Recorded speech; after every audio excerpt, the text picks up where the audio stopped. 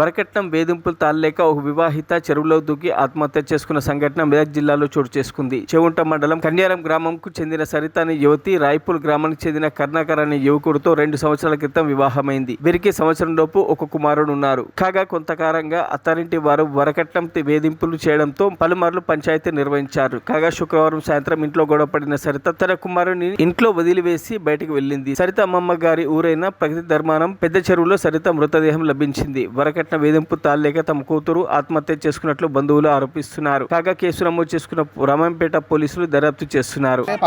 పంపించినాక 3 రోజులు అయింది, 3 రోజులు 4 రోజులు అయింది సార్. ఆయన ఆమెను ఇబ్బంది పెడితే ఆమె బయటకు వెళ్ళిపోతా అని చెప్పి బాబునాడ పడేసి వెళ్ళిపోతుండగా బస్సు ఎక్కాక కూడా అత్తమ్మ చూసినాడు సార్. ఆయన మీసాలు ఎదురింట్లో ఆపోజిట్లో ఉంటారు సార్, మీసాలు పనిచేస్తారు సార్. ఆయన పట్టించుకోలేదు సార్. బాబు ఏడుస్తుందని చెప్పి బాబు దగ్గరికి పోయినట్టు కానీ బస్సు ఎక్కిపోతుందని చెప్పి ఈమె దగ్గర రాలేదు సార్. ఈ హింస ఇచ్చారని చెప్పి ఆమె బయటకు వెళ్ళి వచ్చేస్తారు. గృహహింస కింద అయితే చాలా హింస ఇచ్చేస్తారు. చుట్టుపక్కల కూడా చెప్తారు సార్ రాయపల్ల వాళ్ళు అడిగినా కానీ.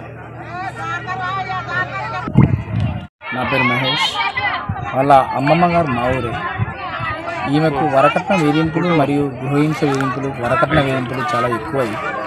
తన 1 year బాబున్న ఉడక తను ఆలోచించుకోకుండా ఏదో విధంగా హింసించి చాలా వేధించడం వల్ల తన అమ్మమ్మ గారి నుండి ధర్మారం ఊరికి వస్తానని చెప్పి మార్గ మధ్యంలో దిగి తన ఆత్మహత్యకు పాల్పడింది. తన యొక్క సొంత భర్త వచ్చి కూడా చూసి వెళ్ళిపోయిందంటే ఇది ఎంత మూర్ఖత్వమో, ఇది ఒక సమాజానికి ఒక సిగ్గుచేటు.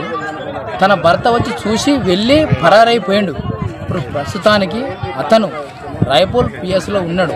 తను భర్త వచ్చేంత వరకు ఈ యొక్క బాడీని మేము ఇక్కడ నుంచి కదిలించేది లేదని మా యొక్క ధర్మారం ప్రజలు మేము కోరుకునేది అదే విషయమని ఈ యొక్క ప్రెస్ వారికి నమస్కరించి ప్రార్థిస్తున్నాం.